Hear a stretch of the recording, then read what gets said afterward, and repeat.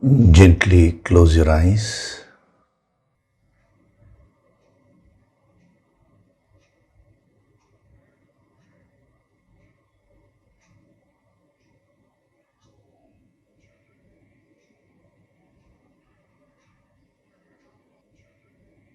Do deep breathing.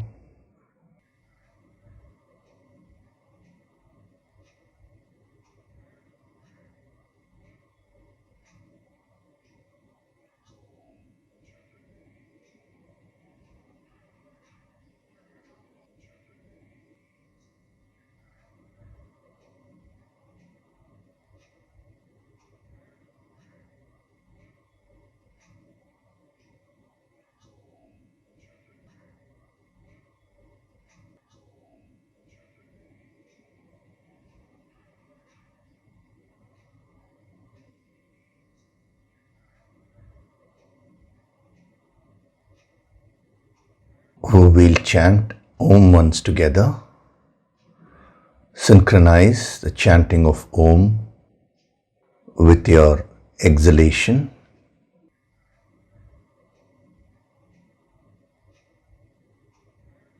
Breathe in.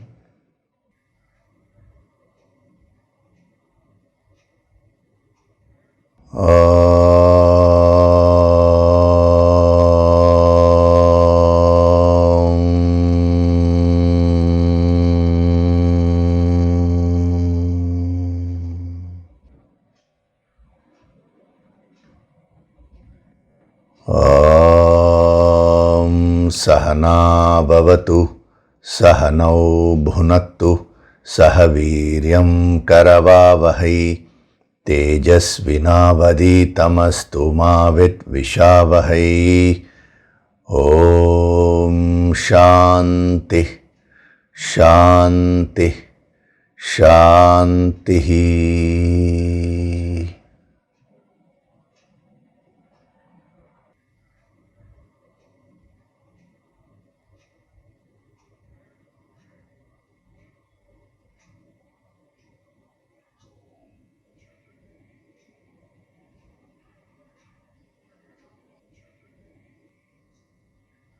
Gently open your eyes.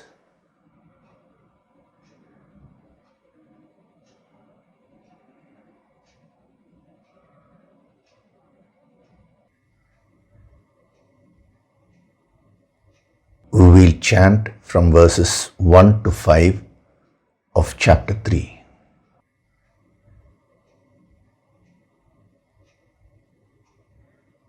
Arjuna Uvacha. Arjuna Uvacha. Jayasi chet karmanaste. Jayasi chet karmanaste. Mata buddhir janardana. Mata buddhir janardana.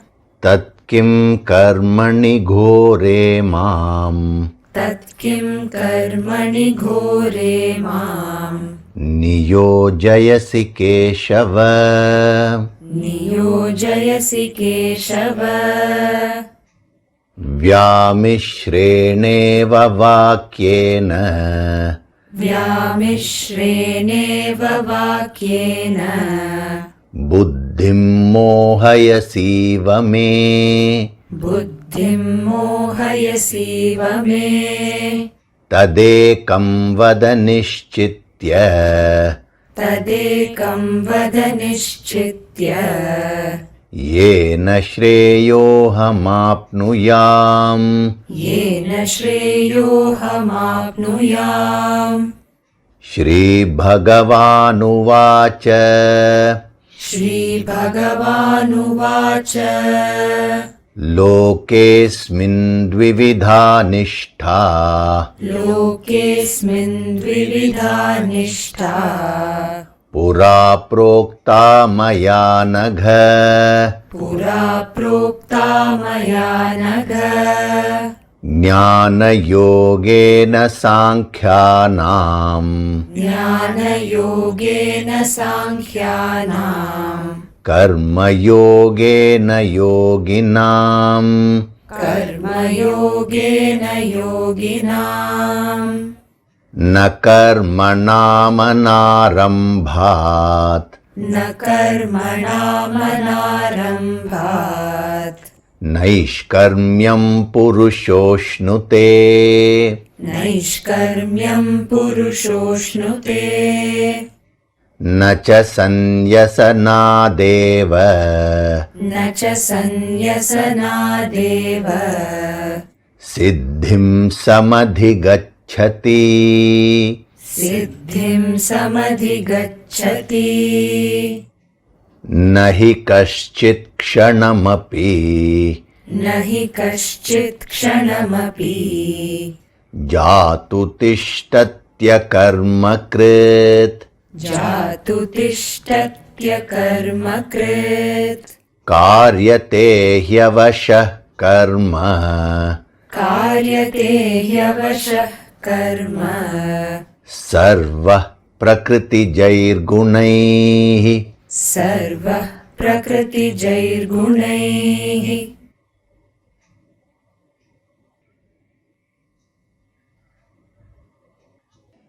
Hari Om, and a very good day to all of you. So last week we were seeing this principle of Naishkarmyam in greater depth.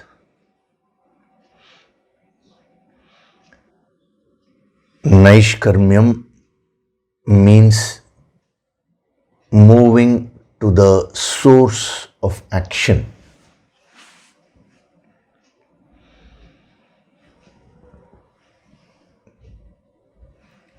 See, supposing you take a wheel which is rotating.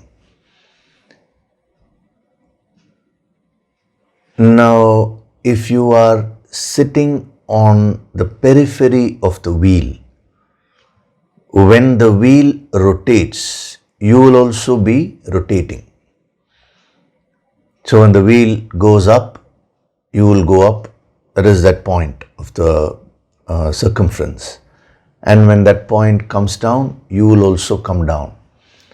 So as the circumference is moving, you will also be moving.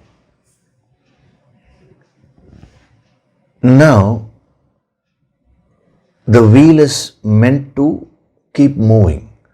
As long as you go and sit on it, you are also going to experience the movement.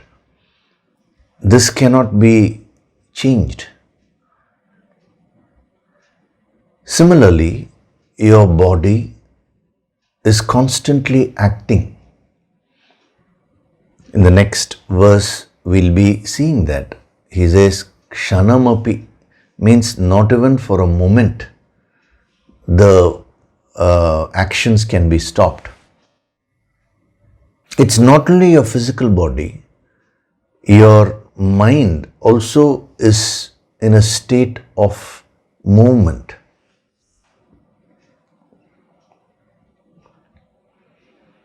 When we say mind, we mean the emotional mind and the logical mind, which is called the intellect. So the intellect is constantly generating thoughts. Thought means movement at a subtle level. See, every thought is the movement of energy from you to something apart from you. Because you always have to think about something. Without an object, there cannot be any thought.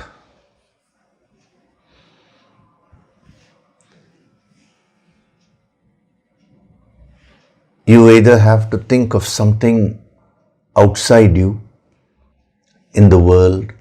It could be anything. It could be a material object. It could be a non-material object also. Supposing you think of a concept.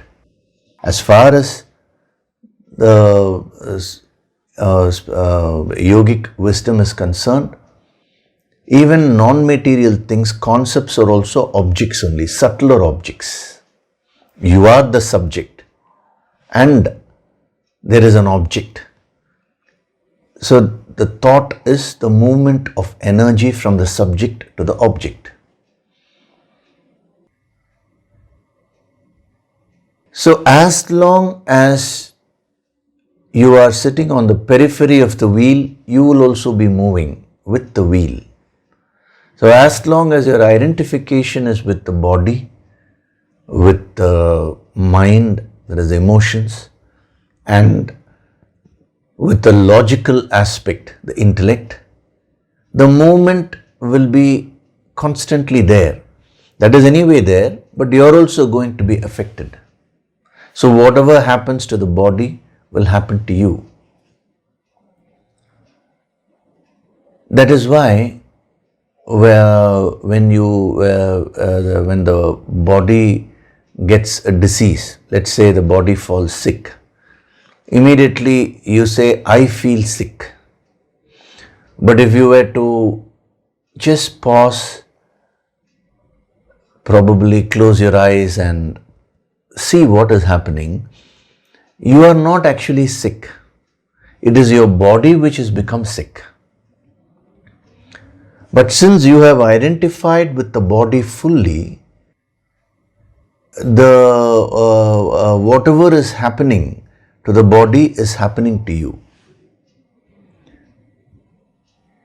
Similarly, when you take the emotions, you say, I am very angry now. Whatever be the emotion, negative or positive. Now, we'll take this example of anger. Supposing you say, I am extremely angry. Again, if you pause a little bit, if you close your eyes and see, you are actually not angry. It is your mind which is angry. But since you have identified with the mind completely, you feel that you are angry.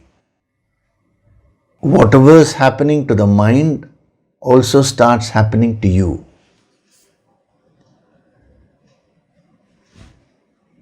Similarly, the intellect, whenever there is any thought, what do you say? You say, I am thinking.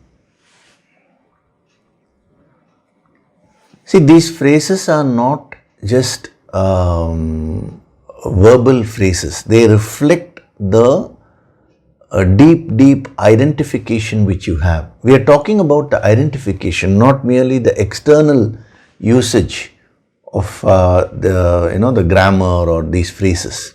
Please understand that. So you say, I am thinking. Now supposing, let's say the thought is negative. I have this, I'm thinking negatively, you say. Now again, if you pause and if you meditate and see, you will find that actually you are not thinking. It is your intellect which is thinking. Since you have identified with the intellect, you say, I am thinking.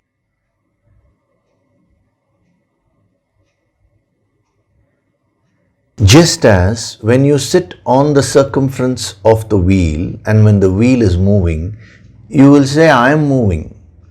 But actually, are you moving? You are stationary only. You are sitting at a particular point on the periphery. So when the wheel is going down, when that point is going down, you say, oh, I am moving down. And then again you say, I am moving up. You experience the movement because of your identification. I want you to carefully absorb this, concentrate fully and absorb this. It's a very deep and powerful principle. When the wheel is moving, you feel that you are moving because you're also going down and you're also coming up. But even though you feel that, in reality, there is actually no movement from your side. You are stationary.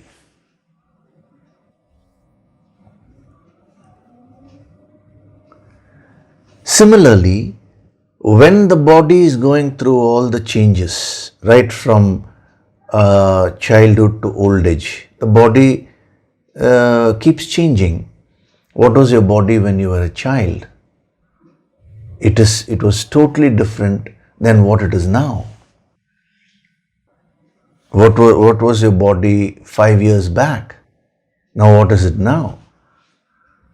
So you go through the various phases of life. When I say you go through the various phases, your body actually goes through these phases.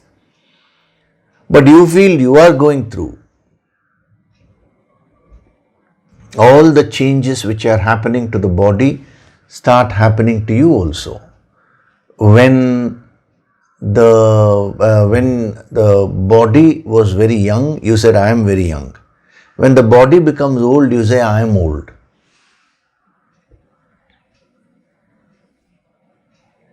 But actually, you are neither young nor are you old. But because of your identification, you feel that. The various fluctuations of the mind, of the emotions. Sometimes you are on a high, sometimes you go down. Oh, I am in a bad mood today, you say. It is your mind which is in a bad mood, but you are taking it upon yourself because of the identification. Suddenly, now the mind gets very excited. Oh, I'm so excited, you say. So even when you are feeling that you are going through all these changes, I'm putting this thought for reflection. Are you really changing? I want you to just absorb this idea. In today's Nididhyasana, we will see this a little bit. I'll initiate you into this. The body goes through various changes, but that I is actually separate, unaffected. The mind goes through various ups and downs, but the I is actually separate, even though it feels that it is going through. Similarly, the intellect keeps on generating various thoughts, positive and negative. The I is actually separate from that. When you when you went through the childhood phase, you said, I am a child. When you went through the youthful stages, you said, I am a youth. When I am an adult, I am an old person. That I in you actually does not change at all. It is only these equipments which are changing.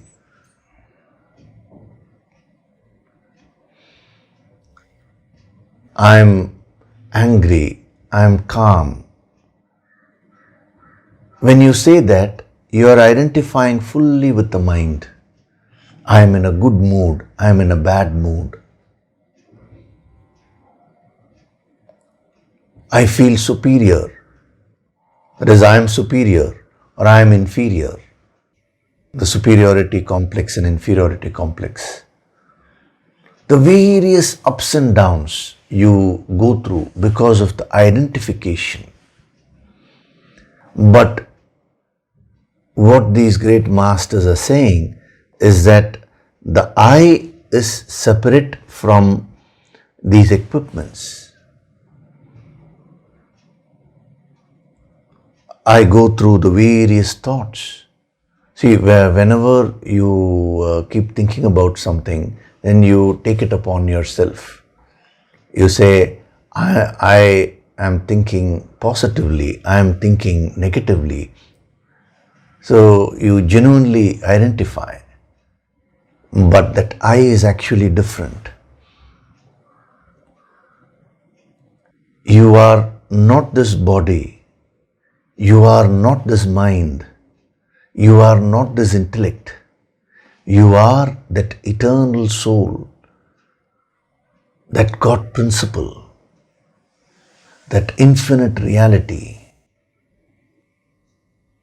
But due to avidya, ignorance, today you have completely identified with these material equipments.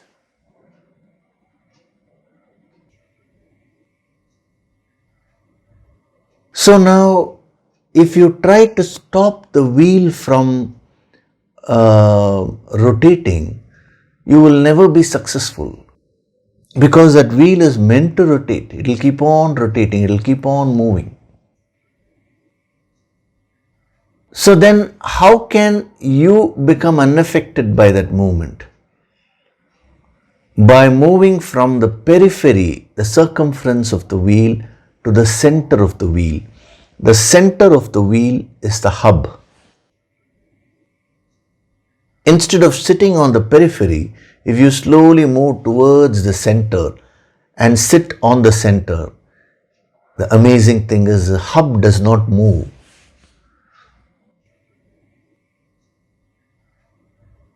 The various strokes of the wheel are all connected to the hub. So they keep moving, but the hub remains stationary, motionless. So when you come and sit on the center, now all the movement will be continuing to happen, but they will all happen around you, but you will remain motionless. Similarly, if you try to stop the body from acting, or from the mind from feeling, or the intellect from thinking, you will not be successful. Because that is the nature of those equipments. Instead, if you, through sadhana, if you slowly withdraw your identification from these equipments, and if you get established in the center, which is the infinite God principle within you, thereafter all the movements will be happening around you. Your body will be acting, your mind will be feeling, your intellect will be thinking. All these actions will be happening, but you will be in a state of actionlessness, naishkarmyam.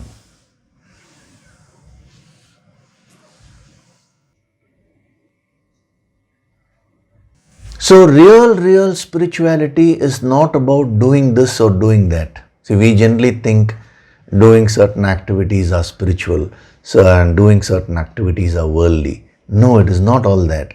Real spirituality is disassociating yourself from these equipments, getting into a position of neutrality, and then allowing these equipments to operate.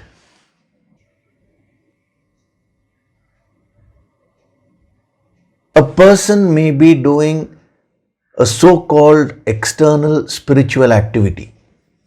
He may be studying the scriptures, let us say, or he may be performing a particular ritual. But if he does it with that identification, that ego, then he is not spiritual. But another person who may be doing a so-called worldly activity. Now, if he is doing it in the spirit of naishkarmyam, he is allowing the equipments to operate, but he is identified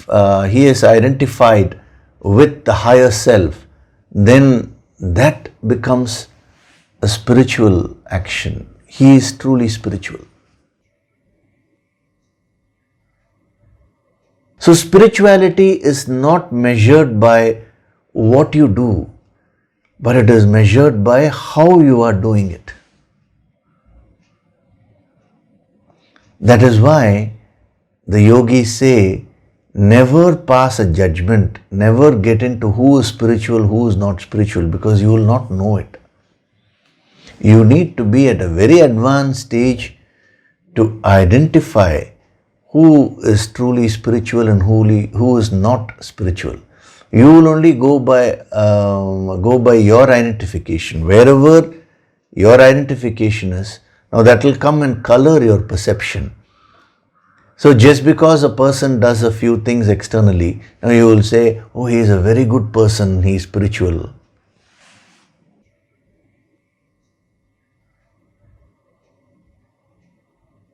Just because a person does so-called non-spiritual things according to you, you will immediately conclude and say, that person is not spiritual. It's not worth it for you to get into a judgment. You will invariably make a mistake. A very interesting experience was shared by a sadhak. When the Nirvana Shatkam Yoga Sankirtan audio material was created several years back, what happened is that time it was available in the form of audio CDs. So he bought several CDs and with an intention that he thought he's going to give it to many people whom he knows. He was living in a group of in a place where there were a group of flats. He was living in one flat and a huge group, hundreds of flats were there. So he thought he will pass it on to as many people as possible. So out of those people whom he knew, he listed down those people whom he knew already. And he listed down about 100 people. And then he said, let me now decide who will listen to this, who has a spiritual bent. So he filtered and he took the final list of around 50 people. He said these people seem to have a lot of spiritual inclination.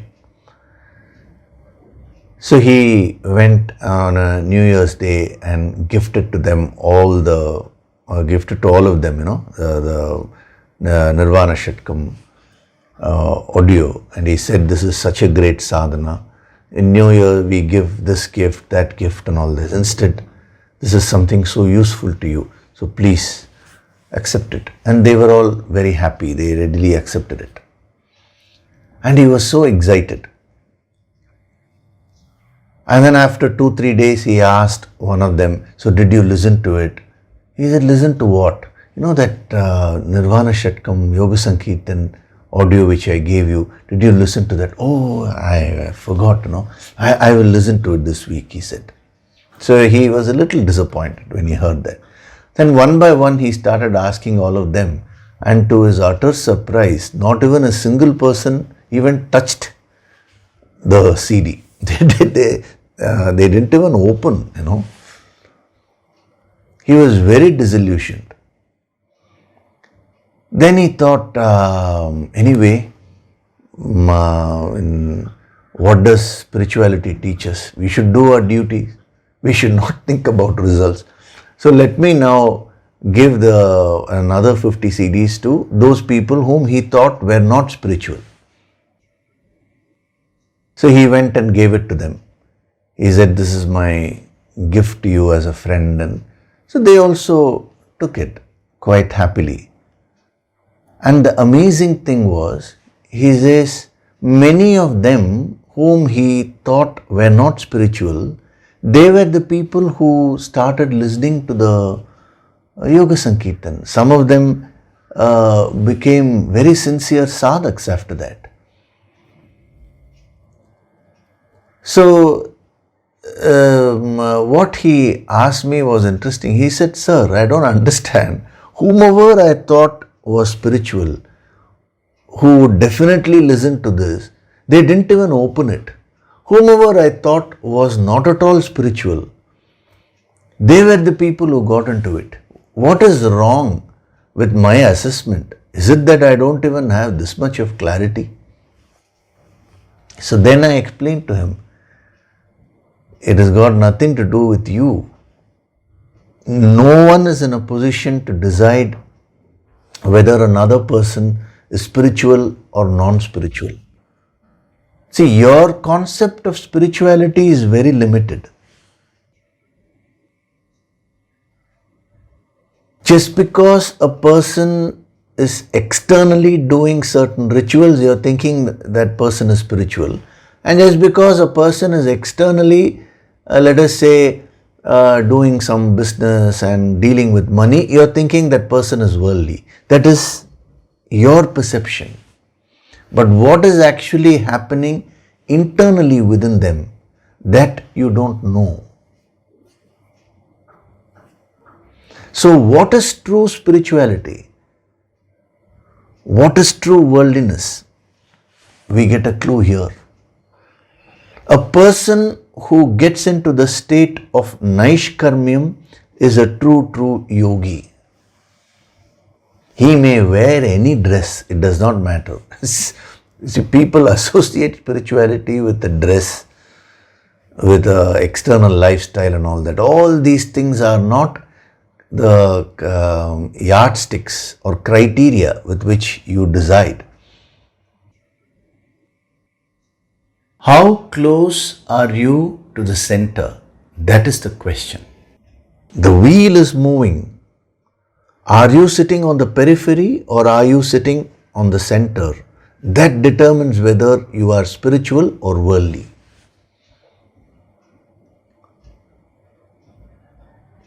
We saw in the second chapter when Arjuna asked in the Sthita Prajna portion, he asked Krishna about the Sthita Prajna. We could clearly see that he was referring to a Sthita Prajna as a third person. How can you tell me, Krishna, how does a Sthita Prajna talk? How does he walk? How does he sit? Sthita Prajnasya ka bhasha. How does he talk? Like this he kept asking. That clearly shows that he didn't recognize Lord Krishna's spiritual stature, Why? Because he had his own concepts of what is spirituality and what is not spirituality. And the external lifestyle of Lord Krishna was not falling into his concept of what is spirituality. Because if you externally see, Lord Krishna was a prince. He was living amidst luxury, and he was fully in the world. When you don't have depth, it will look as if he is completely worldly. That is how Arjuna was looking at Krishna. It took a long time for him to even to suspect that Krishna could be spiritual. So powerful the Maya is, the illusion, the power of the illusion.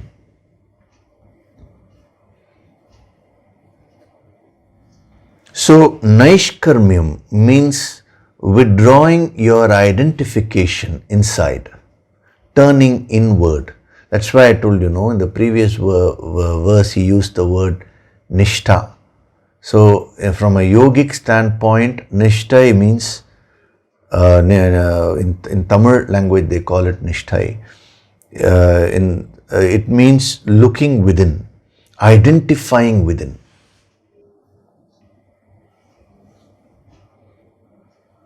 A Tamil Siddhar said that. He said the first thing which is required is nishtha. The last thing which is required is nishtha. What is that? It is completely identifying with the center, the core of your personality. It can happen only through regular daily sadhana. It cannot happen overnight. It requires a lot of effort and patience also. Because when the movement is so strong, the chances are you will only get involved with that. So Naishkarmyam is not stopping the movement, but it is disassociating yourself, your consciousness from action, from the movement, and getting into a state of rest. So when you identify with the deeper aspects of your mind, you move to one stage of Naishkarmyam. First the pranas, then the mind, then the intellect, then the soul, the jivatma. And then when you expand the soul, you become one with the Paramatma. That is perfectly sitting in the center of the wheel.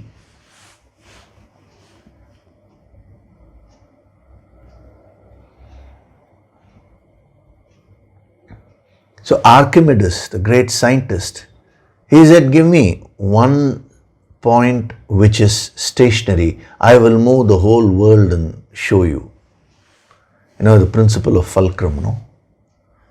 Swami Ramatirtha says that point, stationary point is right within you. Get to that point. You can literally move the whole world. The whole world is under your feet thereafter. You become the master of all your circumstances. That is the supreme power of a person who has gotten into the state of Naishkarmyam.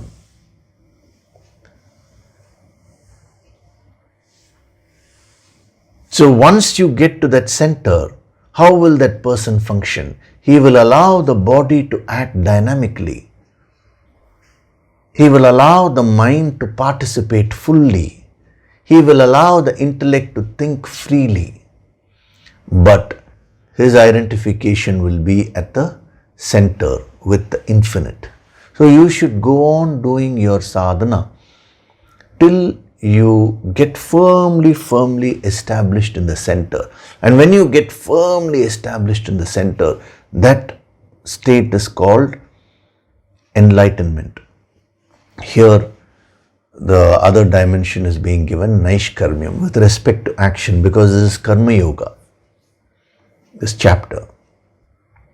So every principle of spirituality, he will be explaining it with reference to karma only. That's very interesting, because when we go to Bhakti Yoga, every aspect of spirituality will be explained with reference to Bhakti, emotion.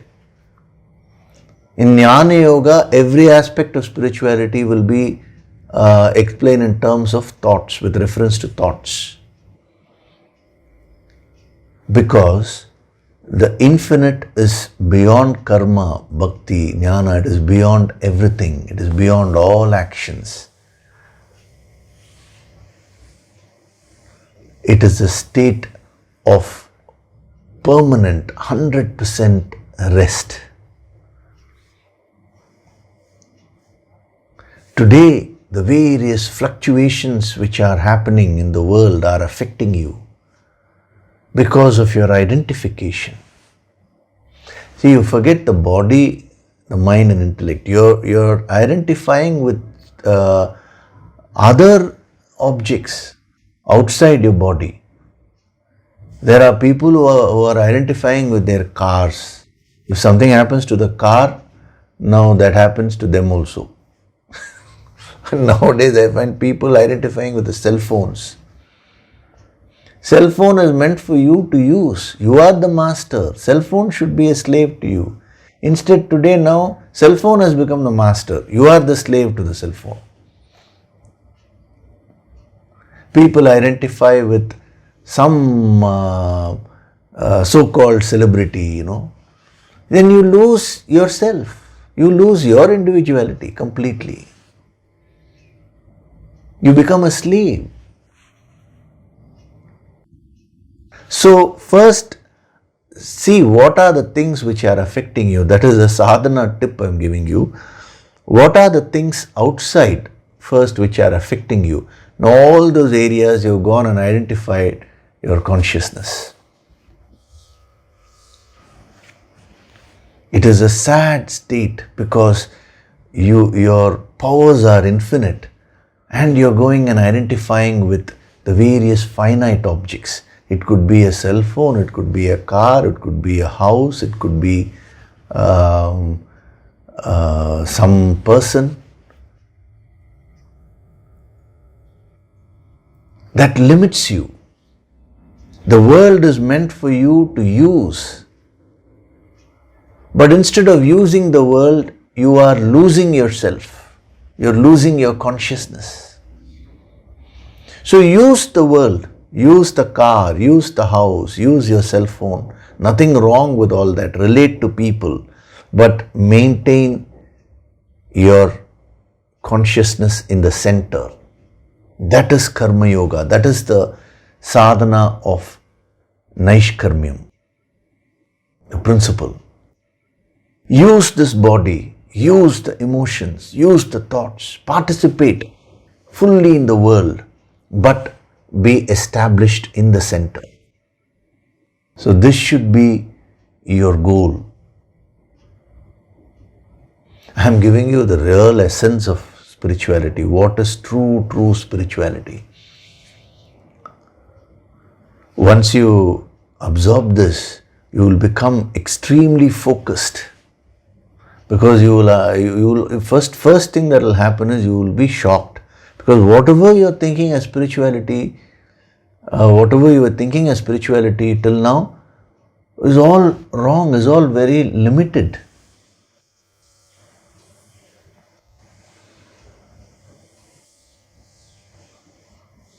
So, naishkarmyam, the state of actionlessness. Your purpose in life is to get to that state of naishkarmyam. It is not without a reason that you are listening to this right now. Please understand. Nothing happens by coincidence in life. The fact that you are listening to these words right now means your soul has chosen this. You have chosen this. When I say your soul, actually you are the soul. But since you have identified with your body, mind and intellect so much, I am saying your soul. It is you who has chosen this. It's the greatest opportunity which you have. This yogic approach. Using this energy, see, receive this energy, absorb it fully. Don't have your own preconceived notions. Don't have any blocks. Having come here, receive this fully, absorb that energy, and then with that energy, keep doing your daily sadhana. When you regularly do your sadhana on a daily basis, if you keep on doing, after a while, you will find that the principle of naishkarmyam will start happening within you automatically. The various fluctuations in the world, the ups and downs which are happening outside will now no longer affect you. You will start automatically moving towards your center.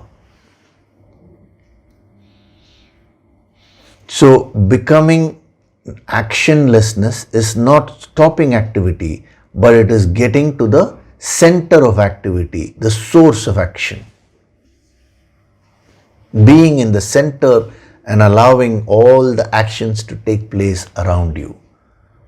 You become the supreme witness.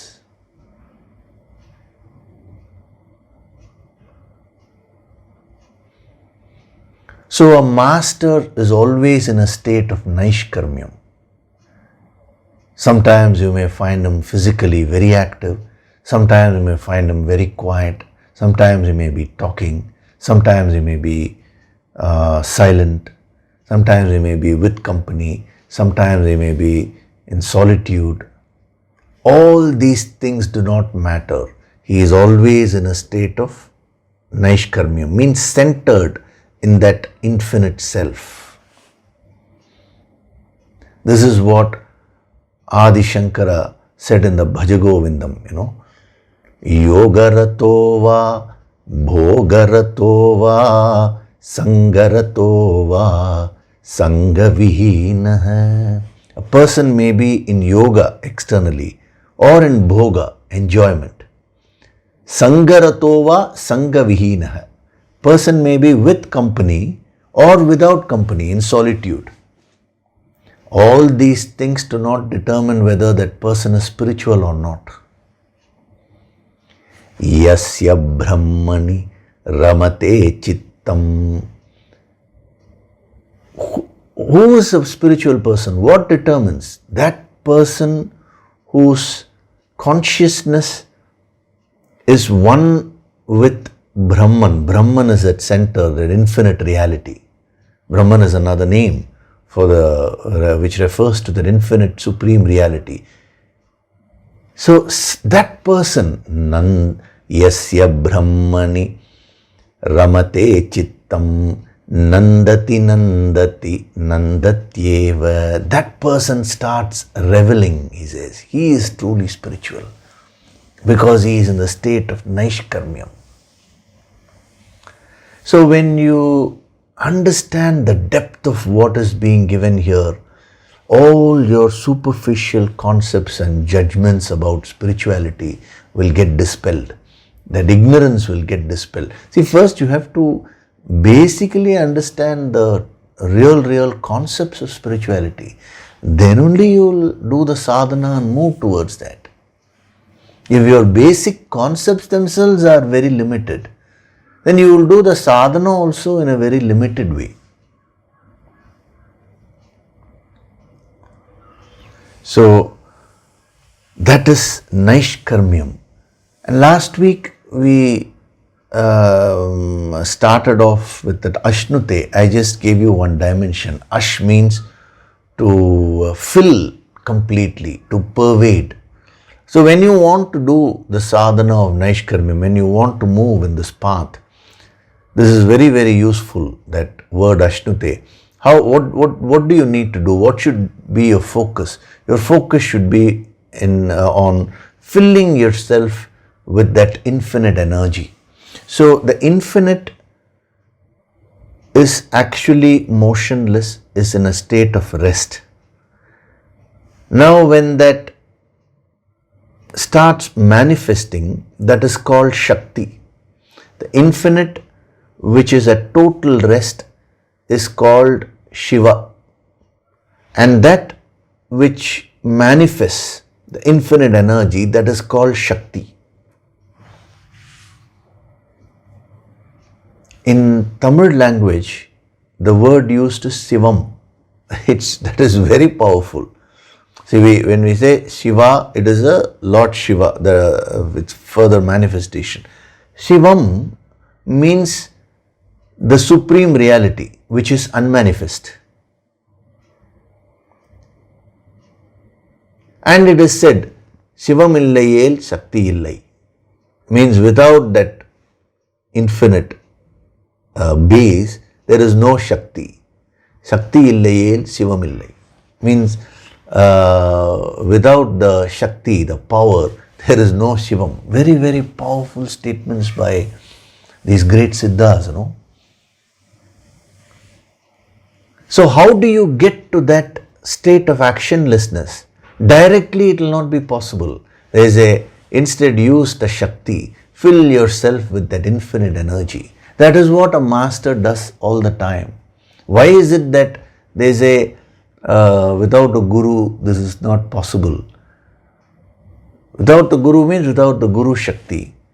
Because a guru is one who constantly keeps generating that infinite Shakti, the infinite energy.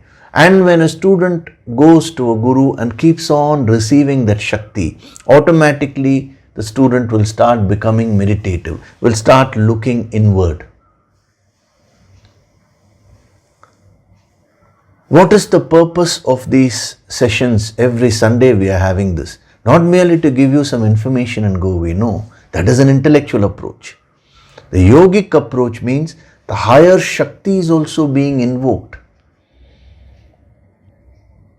So it is not enough if you merely receive this intellectually. You also need to absorb the higher Shakti, which will completely heal you, heal all your karmas. That is the meaning of ashnute. Ash means to fill yourself with that higher Shakti, higher energy. What for are we having these empowerment programs every year? Because the whole year you are so involved with the various things and you completely forget your true self. Every Sunday a reminder is given, the energy is given to a certain extent. But that is not enough. Every year when the empowerment is given, where you set aside some time and you receive that higher Shakti in a powerful way, that is the empowerment, then the principle of Naishkarmyam will be speeded up within you. Your sadhana will get intensified. Your growth will become very fast. But how does Maya play? It will come and tell you, oh, I don't have time to attend the empowerment. See, more than this, no more dilution can be done. If you go to the Himalayas, see, just to get one empowerment, there are people who are doing enormous amount of tapas and waiting for the Shakti to manifest and give the empowerment. Here, part-time this empowerment is being given to you. Every day just set aside a couple of hours and receive. Now more than this, no more spoon feeding is possible. If you don't have time for that also, then nothing can be done. It is your choice only. It is amazing when people say, I don't have time for Sunday discourses, I don't have time for empowerment courses.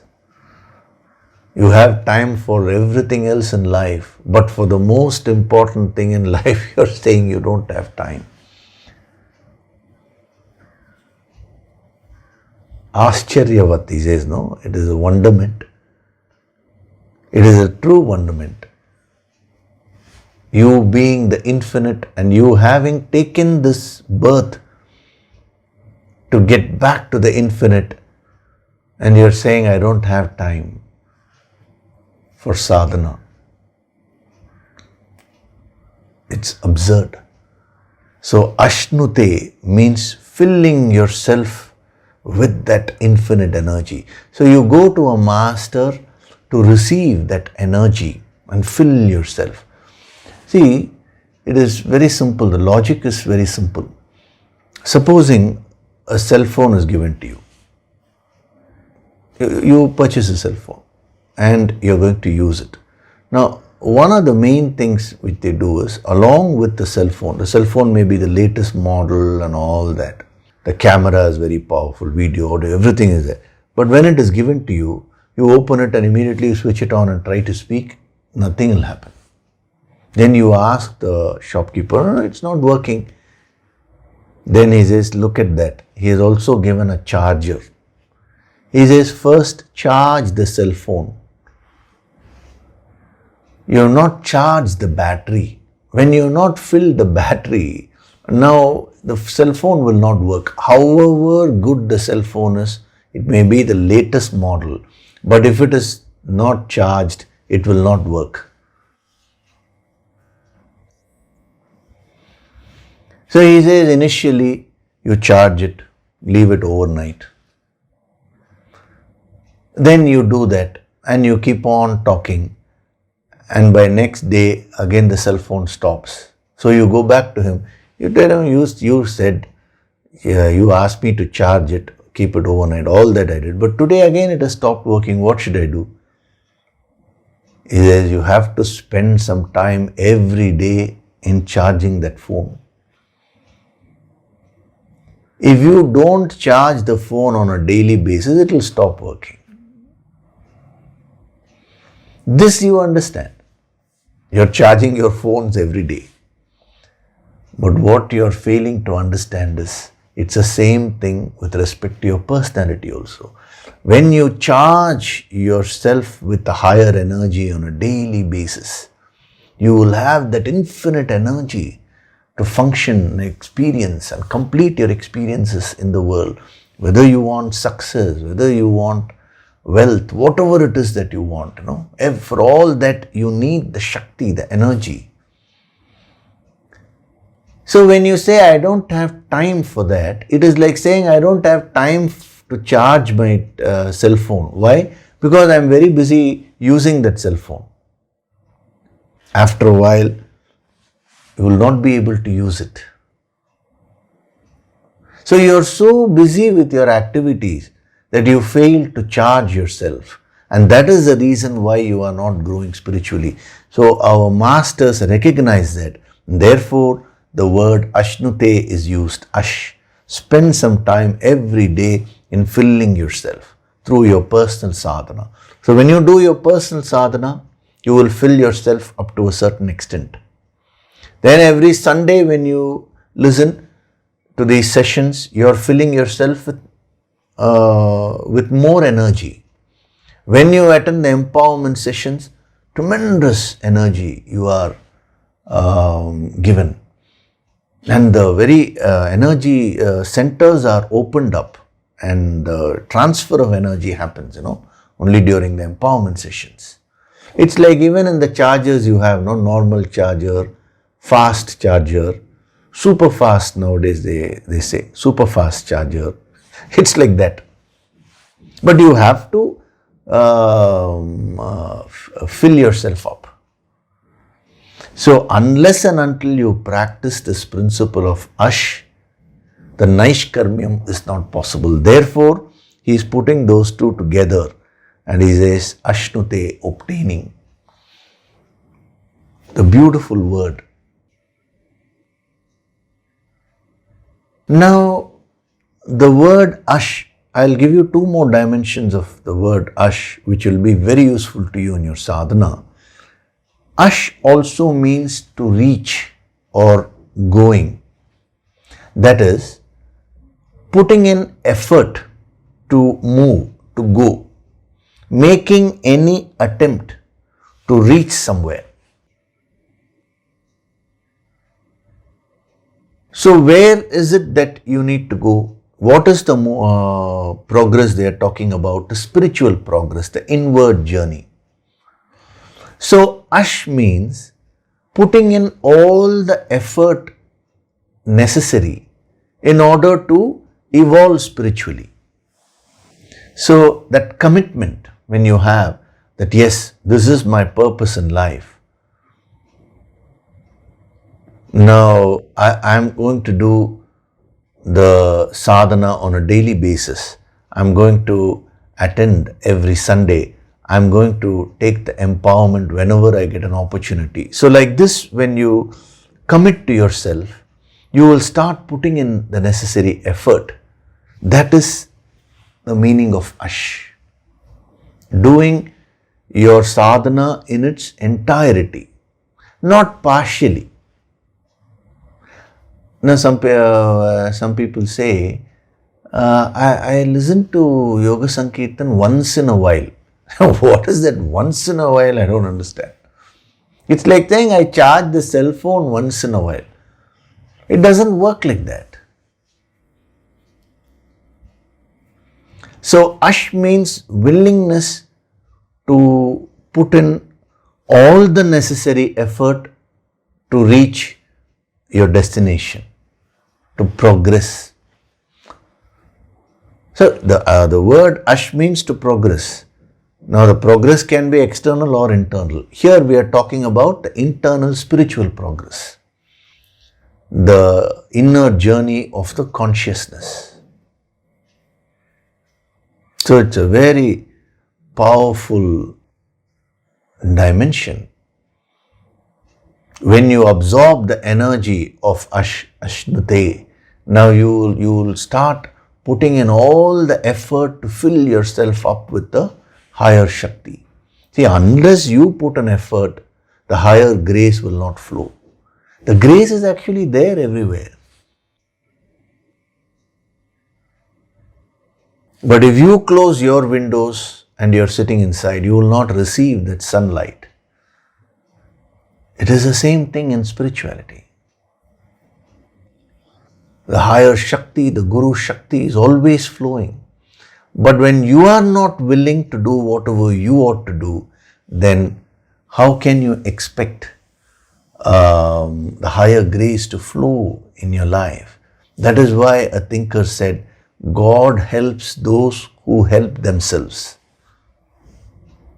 See, the first two dimensions of ashnute is that ash means to fill yourself with the higher Shakti. But who can fill himself or herself with the higher Shakti? One who puts in the necessary effort. If you are not willing to help yourself, how can you expect your Guru to help you? How can you expect God to help you? That's why later on he'll be saying, Uddaret atmanatmanam. One has to raise oneself by oneself. We have to raise ourselves, he says. Means that effort, when you put in that effort, then the grace will start flowing, the higher grace.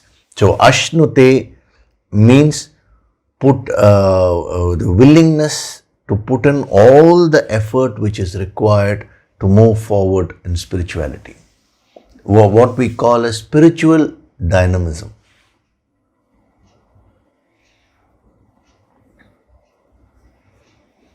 See, once you have surrendered to a Guru and the Guru gives you a path, without any hesitation, you should just start following that. You should go with the flow which the Master sets.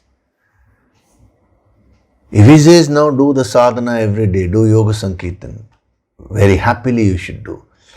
Every Sunday session, yes, happily you attend those. Suddenly some other special session he may have, you immediately take the opportunity and attend that. Suddenly he may say, now this empowerment is going to be given. Immediately you make use of the opportunity and do that. You don't say, I will think about, every Sunday is it, I will choose, I will develop Ichcha Shakti. All these, see, again this philosophy, you generally use it to justify your weaknesses. If you're doing that, then you're not going with the flow of the Master. That ashnute is missing. So if you follow this, it will be very, very useful in your sadhana. So ash means to put in that necessary effort to progress, to move forward. Now another dimension of ashnute. Ashnute not only means to go, to move forward, it also means to obtain, to get, to experience. That is, on one hand, ashnute means to move. On the other hand, it means just stay there and receive. It is again a contradiction. The word ash itself, there is an inbuilt contradiction there. It's like saying you go forward, you just be wherever you are. It's like saying that. If you are just wherever you are, he says you will receive. But if you understand the context, you will see that there is actually no contradiction whatsoever. At every step of spiritual progress, you will have to put in all the effort required, and then when you wait, you receive the higher grace. That is the next dimension of ash. To obtain, to get that experience. Which means you should have patience. That is the underlying message there. When you're putting in all the effort in spirituality, never should you become result oriented. The moment you are result oriented, then you're moving away from karma yoga. You should have your result or goal in mind. Without a goal, without any result in mind, your actions will not have any direction.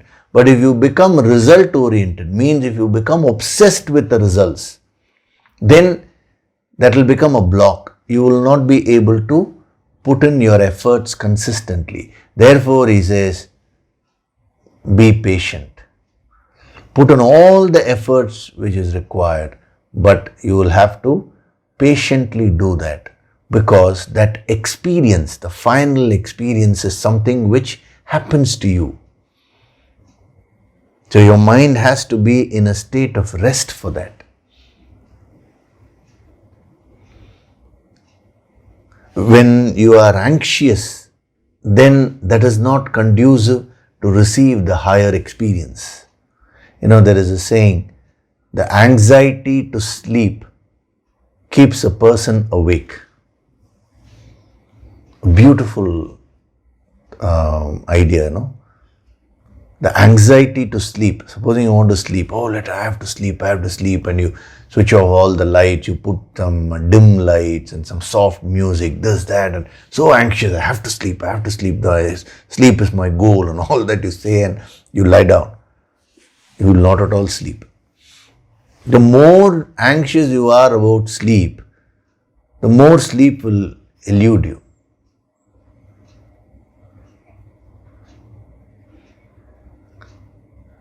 When is it that you fall off to sleep? When you become relaxed. When you're not bothered about sleeping, you just lie down, or whether you lie down, or sometimes, you're just sitting on your sofa and watching some program on the television. It could be a cricket match, it could be some other program, whatever it is. You're actually not fully there, you're just in a relaxed frame of mind. At that time, without your knowledge, you'll fall off to sleep. Haven't you experienced that? Similarly, in the night also, you just lie down and you just settle down. You get into a state of relaxation. Automatically, sleep will come to you. So that is ashnute. We should have that patience. If you're very impatient and you say, I want to sleep, that very anxiety will prevent you from getting into a state of sleep. So in spirituality, number one, if you want to get into the state of naishkarmyam, number one, fill yourself with that higher energy on a daily basis. The master is there for you to get that benefit only. And number two, you put in all the effort required. Do your sadhana sincerely, with all the sincerity. And number three, have infinite patience. Because if I say patience, you will ask, sir, how long should I be patient?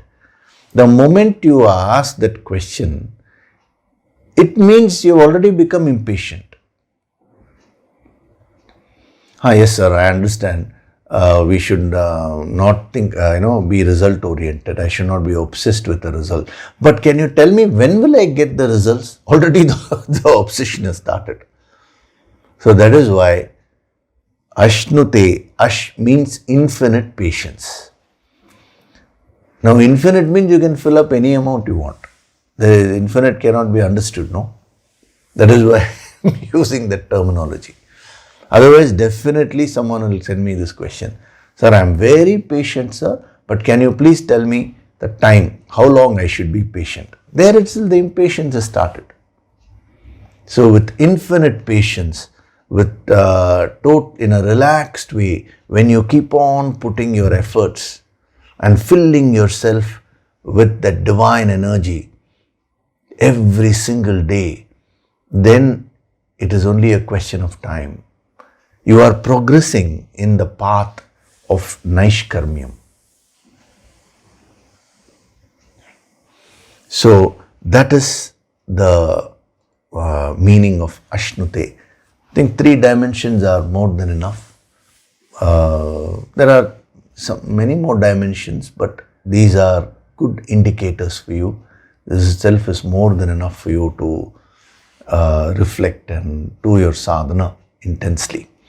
So by non-commencement of action, one does not obtain the state of actionlessness. First line. Now in the second line, what is he saying? Nor by renunciation does one obtain perfection.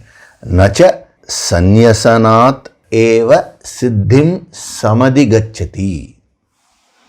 Sanyasanat. Sanyasanat means sannyas, by sannyas. Sannyas means renunciation, giving up. So in the first line, he was talking about not starting something, anarambha, na karmanam anarambhat. Now he is saying nacha sanyasanat. So when you talk of not starting something, it is with respect to the future. Now sanyasanat means giving up whatever you have today and whatever you have accumulated from the past. So in the first line, he is giving the principle with respect to the future. Now in the second line, he is giving the same principle with respect to the past and the present by using the word sannyas. See, the moment we say give up something, unless you have it, now how can you give it up? Supposing a person says, I want to give up all wealth. Now how much wealth do you have? Zero. Nothing I have. Then what is there to give up? Nothing. So the moment he says sannyas, he uses the word giving up, it means you are having something in the present. Number one. And from where have you got that? From the past only. So that is inclusive of the past. Past plus the present is what you have. Sannyas is giving that up. He says, by giving up whatever you are having right now in the present, which has been accumulated from the past. That's how you need to understand the past and the present. Na siddhim samadhi gacchati. One does not obtain siddhim, perfection. Siddhim is also a beautiful word. We'll come there. But first we'll see what is this sannyas. See the logical construction. The first line he deals with the future, second line he deals with the present and past. See, the masters are always very, very methodic and logical. Spontaneity does not mean impulsiveness. Many people, in the name of spontaneity, they just allow the mind to ramble wherever it goes. That is not creativity. See, many people think creativity or spontaneity means just doing whatever you like. It is not that. If you want to be creative in something, you need to channelize all your efforts in a methodic, logical way. And then some result will come which will be much more than whatever logic and method which you're following. But the basic thing is the method.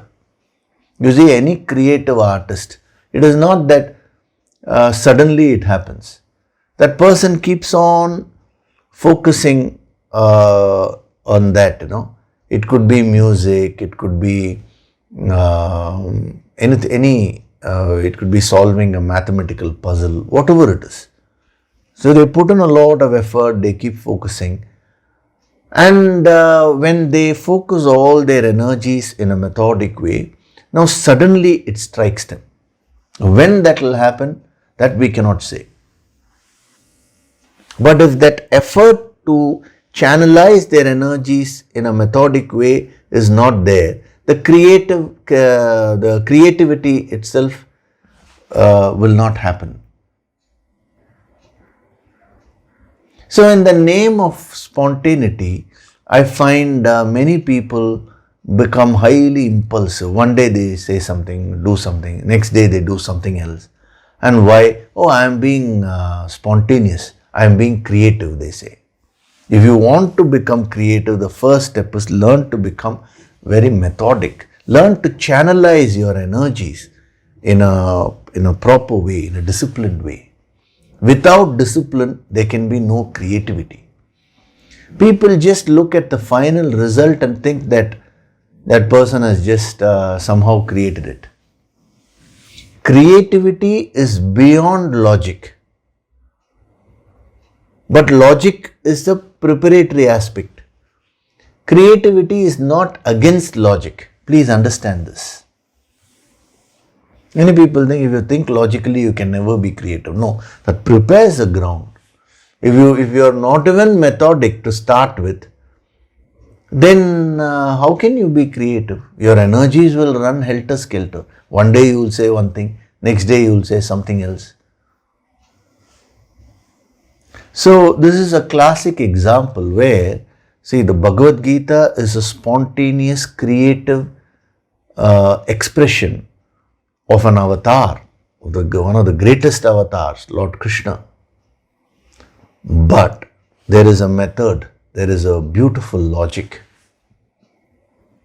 Without that basis, without that foundation, it will become sporadic or impulsive.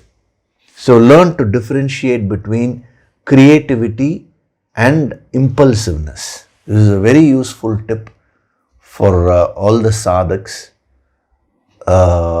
Many of you are writing down your points and you're putting it in the YouTube comment section. Now, that is a very good sadhana which you're doing. Lot of healing is being given to those people who are putting that effort. Because see, wherever the student puts an effort, the Guru Shakti starts flowing. That there is no doubt about that, So when you're writing your points, don't just write anything which comes to your mind. Just become aware. Whatever points have been given, capture that and try to reproduce them in your own way, in the best possible way. You don't bring in your points and write anything. The mind will think of the moon. Oh, moon, supposing you write. Suddenly the mind will think of the sun. Oh, the son of suns. There is no end to that. That is not creativity. There is no sadhana there. You're just allowing the mind to ramble from here and there. The idea of asking you to write down the points is to bring that focus so that you absorb maximum from the master. Not to start giving your own impulsive thoughts. Then it does not become sadhana. So when you learn to become a disciplined thinker, then you are in a very good position to move from there to creativity. Because when you are very disciplined in your thinking, and then when you keep doing your sadhana, when the higher Shakti also starts getting awakened within you, when a higher grace starts flowing, then that will automatically lead you to the state of creativity. All the great masters were extremely creative people. See, if you take the Yoga Sankirtan, that was not composed in the usual sense of sitting and composing the tune. It's not like that. Just getting attuned to the infinite and getting those vibrations, and then that particular Yoga Sankirtan energy flow automatically happens. Now, when it is said like that, now you may think there is no logic involved. No. You see, anyway, all the Yoga Sankirtan material now, the next one is also coming up, the Mahaganapati Dhyana. Earlier you had Nirvana Shatkam, Sri Hari Dhyana, Mahashiva Dhyana. There will be a structure. There will be a method. That will be the foundation. Without that, if the creative energy is, if one tries to be creative, now it will be chaos. So when you're functioning in your life, in whatever work you're doing, don't try to be creative at the first step. Don't try to do things on your own. Instead, first get into a system. See, there are great people, many people have already done research and established certain systems. First, learn that. Supposing you want to become, let us say, a designer. First, learn the rules of designing. No, I don't want any rules. I want to be creative. Means it will not work. If you want to become a tabla player, let us say, first they will teach you how to use your fingers in different ways. They will say, you press this portion of your palm like this, you hit it like this. So many things. Now, initially, if you don't follow all these rules, you will find it more easy. But the master will say, no, you will have to follow these rules. For many years, when you follow the rules in a disciplined way, then that will lead you to what is the true creativity. So whatever it is in life which you're doing today, start doing that in a more methodic way.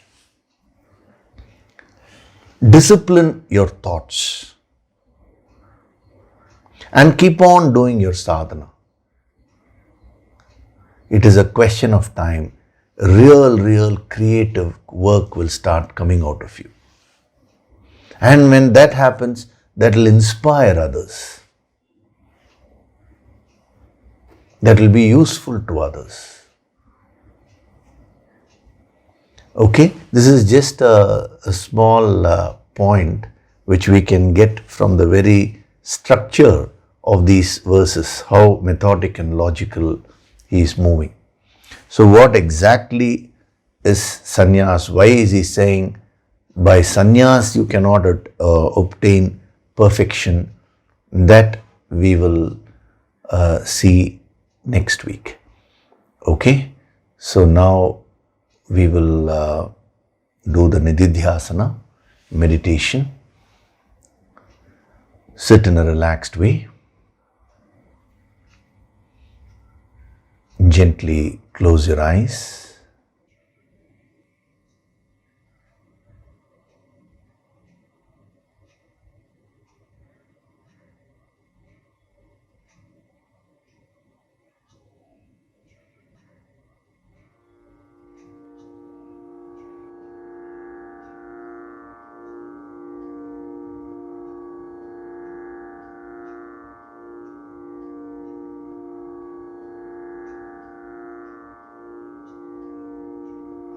Do deep breathing.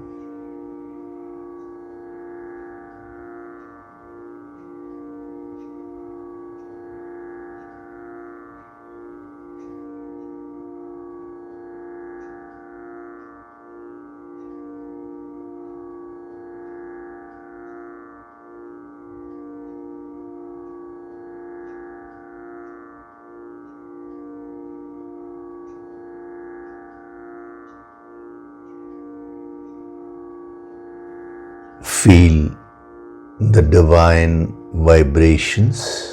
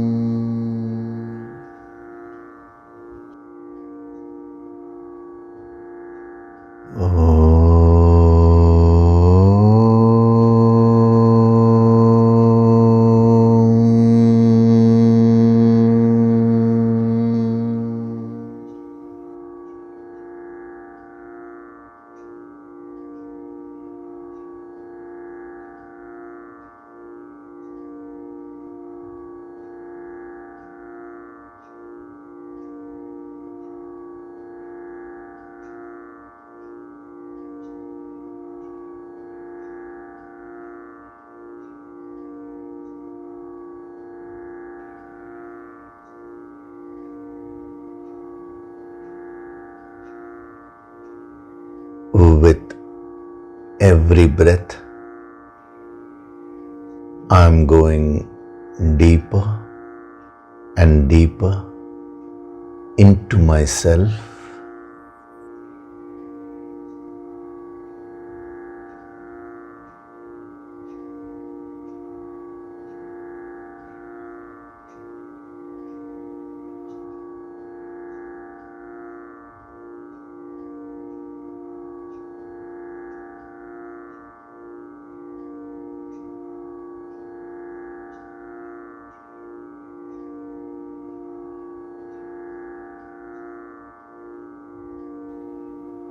This physical body is outside me.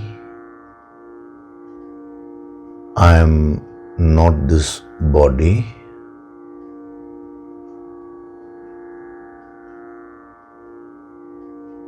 The mind, with its various emotions, is different from me. I am not this mind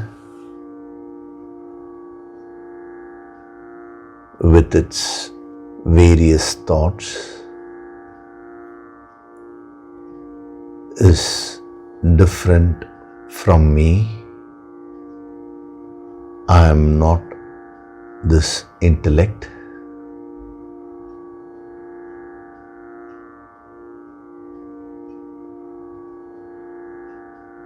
I am that supreme, infinite self,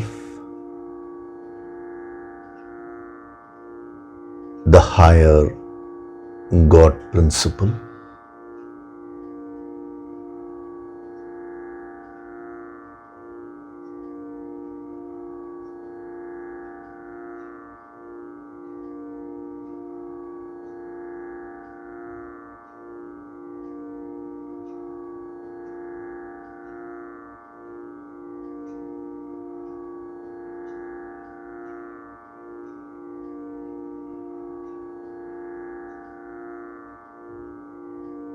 From this moment onwards,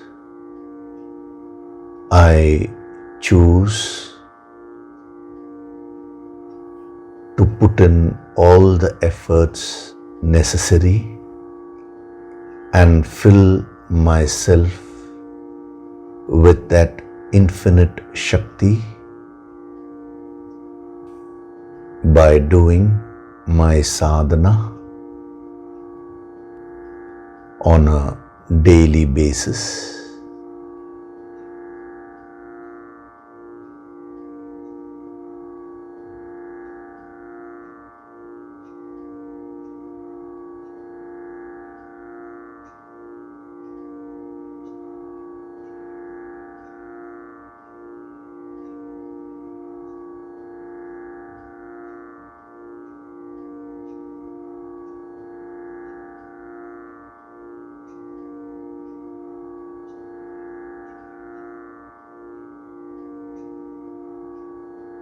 I am Swayam Prakashit, self-illuminating.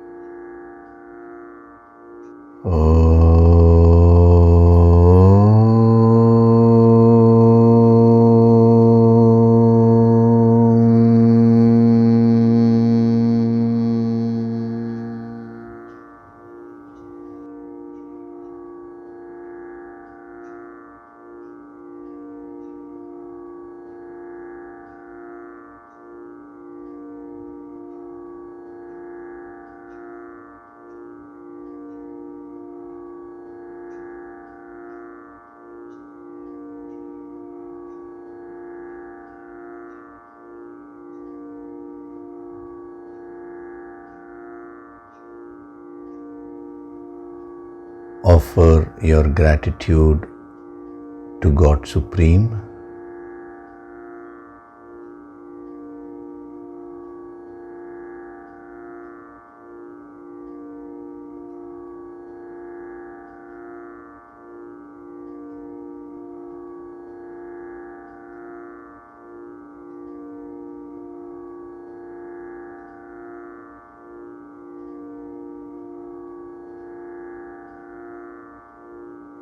Offer your gratitude to your Guru and all the holy masters.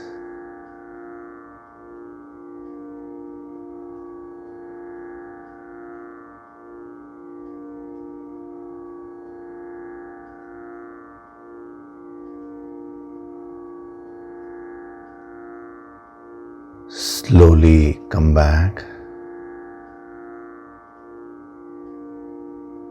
Wriggle your fingers, your toes. Rub your palms together to create a warmth.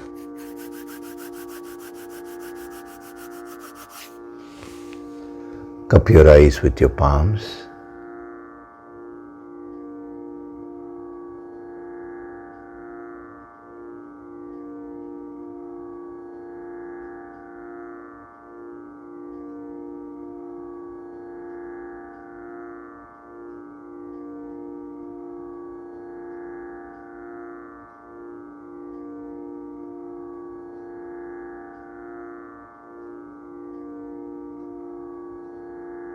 Gently rub your eyes, cheeks, forehead, top of the head, back of the head and neck.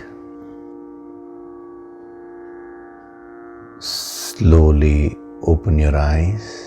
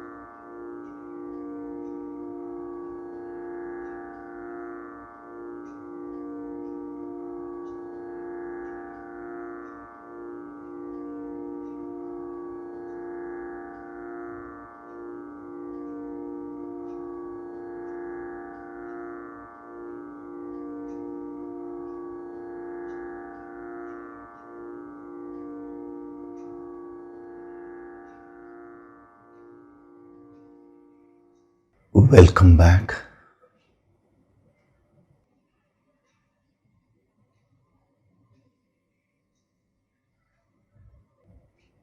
It was a very deep session today.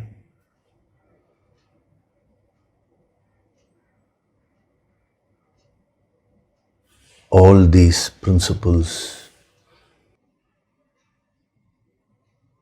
are extremely deep.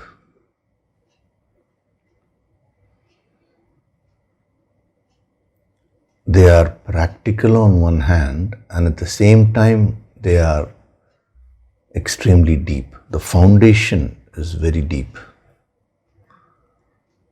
When the foundation is deep and strong, the building will also be strong.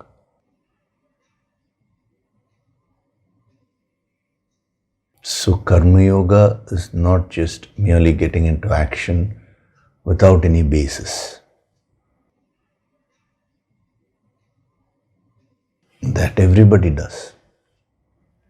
Everybody acts. But when you build a strong foundation and then act, that is Karma Yoga.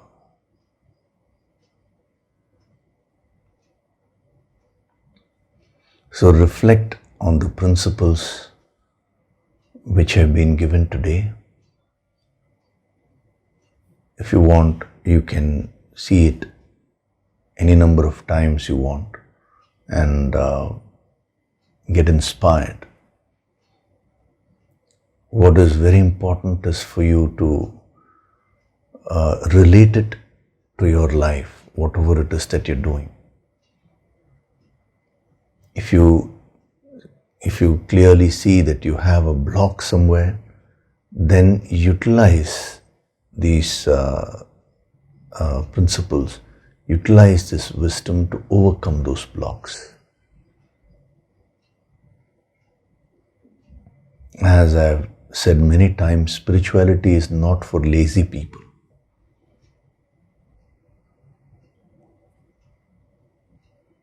Okay? So tomorrow we'll be having the final session, the 22nd day, the balancing meditation, and also all the questions will be answered with respect to the Infinite Happiness, the Anandoham Empowerment course. So all the necessary instructions thereafter to be followed, everything will be given. Okay, so we'll continue next week. We'll go into more depth. So thank you very much. Hari Om.